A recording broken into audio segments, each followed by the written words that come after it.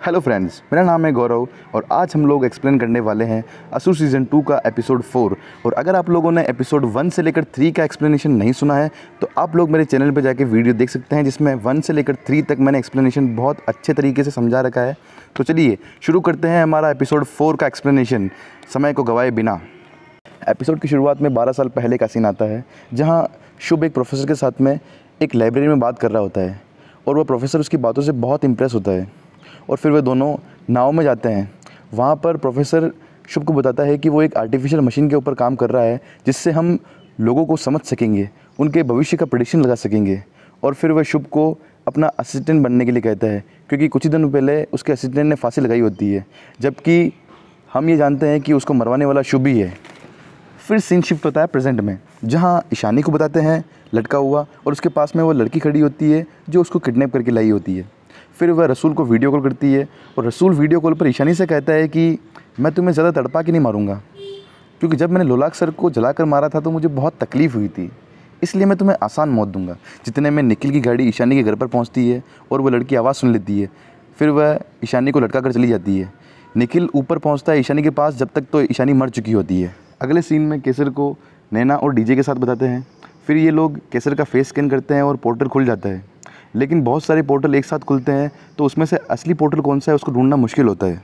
फिर scene shift होता है ईशानी के घर पे, जहाँ निखिल कहता है कि ईशानी की मौत उसी की वजह से हुई है। जितने में रसूल वहाँ आ जाता है और उसे देखकर निखिल को गुस्सा आता है और वह उसको मारने लगता है और कहता है कि इसी की वजह से ईशानी मरी है। फ्रॉम डे 1 से ईशानी को इस पर डाउट था। फिर सब लोग उसे छुड़ाने के लिए कहते हैं और निखिल वहाँ से चला जाता है। अगले सीन में नैना और डीजे को बताते हैं, जहाँ उनको शुभ का कॉल आता है और फिर वह कहता है कि अगला टारगेट हरिवंश सिन्हा है, अगर इसको बचा सकते हो तो बचा लो। अगले सीन में एक माता पिता को बताते हैं जिनका बच्चा खो गया होता है और वह अनंत मिरेकल बॉय के पास में आते हैं उनके बच्चे को ढूंढवाने के लिए। फिर अनंत ध्यान लगाकर उस बच्चे को ढूंढ लेता है और यह खबर हर न्यूज़ में फैल जाती है और लोग अनंत को भगवान मानने लगते हैं। अगले सीन में ATF वाले रसूल से पूछताछ करने के लिए उसे कमरे में बिठा रखा होता है और निखिल कहता है कि इसी की वजह से ईशानी मरी है, लेकिन निखिल की बात पर कोई विश्वास नहीं करता।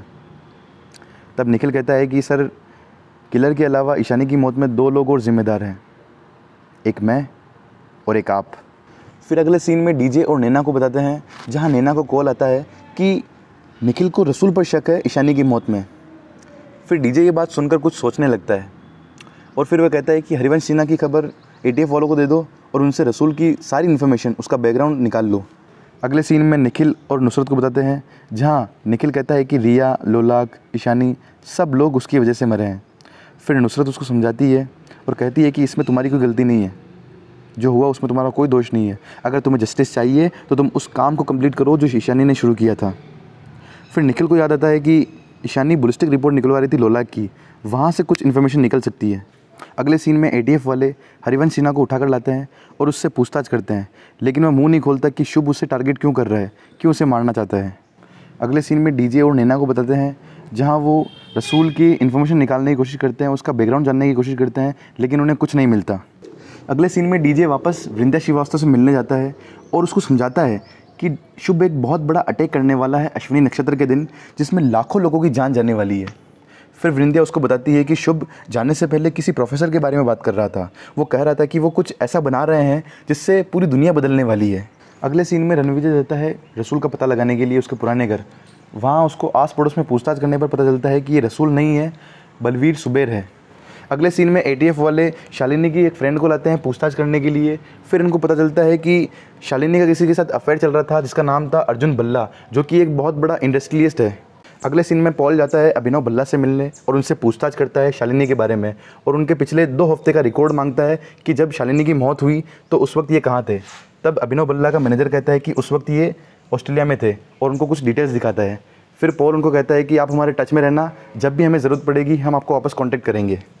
अगले सीन में निखिल और नुसरत राजीव के पास जाते हैं लोलाक की बैलिस्टिक रिपोर्ट चेक करने के लिए। तब उन्हें वहाँ पता चलता है कि लोलाक की मौत 9mm की गोली से होती है, जो लोलाक की गन से चली होती है और वो गन क्राइम सीन से मिसिंग होती है। तब उन्हें समझ में आ जाता है कि लोलाक को मारने वाला रसूल ही था। अगले सीन में डीजे का एक आदमी बलवीर सुबेर के घर जाता है और वहाँ से वीडियो कॉल करता है डीजे को और फिर बलवीर सुबेर के माँ बाप को रसूल का फ़ोटो दिखाता है। फिर वो कहते हैं कि ये तो हमारा बलवीर है। फिर डीजे समझ आता है कि वो बलवीर सुबेर ही था। अगले सीन में डीजे एटीएफ ऑफिस में पहुंच जाता है। वहाँ उसको देख के सब लोग हैरान हो जाते हैं। सर उससे पूछते हैं कि तुम 2 महीने तक कहाँ थे। वो कहता है कि सर मुझे रसूल के बारे में आपसे बहुत ज़रूरी बात करनी है। रसूल नहीं है, बलवीर सुबेर है, जो कि शुभ के साथ में 3 जने भागे थे बचपन में, उनमें से एक है। फिर वो बलवीर सुबेर की डीएनए रिपोर्ट दिखाता है जो कि रसूल के साथ में 100% मैच करती है। फिर पॉल रसूल को पकड़ने के लिए अपनी टीम को इंस्ट्रक्शन देता है, लेकिन रसूल ना घर पे होता है ना ऑफिस में होता है और उसका फ़ोन भी बंद आ रहा होता है। अगले सीन में रसूल को बताते हैं और उसको शुभ का कॉल आता है। वो कहता है कि तुमने सब कुछ गड़बड़ कर दिया। रसूल कहता है कि मुझे एक आखिरी मौका दीजिए, मैं सब कुछ सही कर दूंगा। अगले सीन में नुसरत को दिखाते हैं जहाँ वो एक न्यूज़ देख रही होती है जिसमें आरबीआई के गवर्नर ने इस्तीफ़ा दे दिया होता है। तभी उसको एक कॉल आता है जिसमें एक लेडी बोलती है कि आपकी मदर को हॉस्पिटल में एडमिट कर रखा है। फिर नुसरत फ़ौरन वहाँ से निकलती है। अगले सीन में डीजे को रसूल का कॉल आता है और वो कहता है कि सर पहचाना। डीजे कहता है कि सिर्फ तुझे ही पहचानने में मैंने सबसे बड़ी गलती कर दी, बलवीर सुबेर।